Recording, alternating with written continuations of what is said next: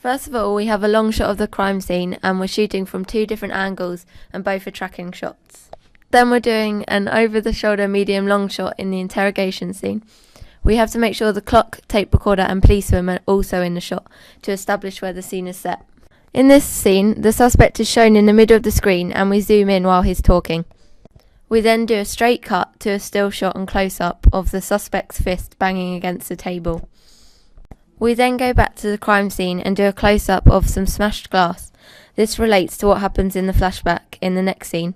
There will be a sound bridge of the suspect and detective talking throughout the film. We then have a short scene of a close-up of the camera button being pressed in a still shot.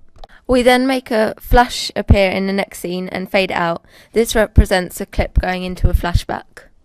We then have the flashback scene. We show silhouetted villains surrounded the victim. We will keep the villains anonymous and it will be a still shot and medium long shot.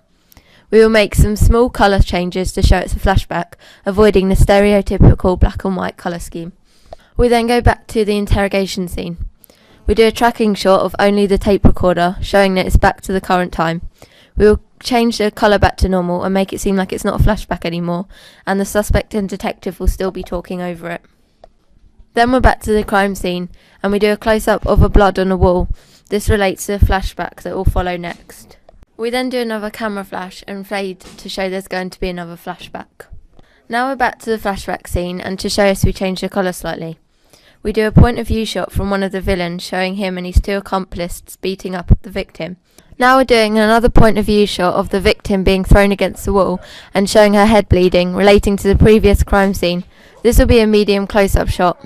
Then we're back to the interrogation scene and we do a close-up of the clock, but we speed it up to show time is passing fast. Then we dissolve into the next scene. We're at the crime scene next and we do a tilt up from the feet to the head of the body outline.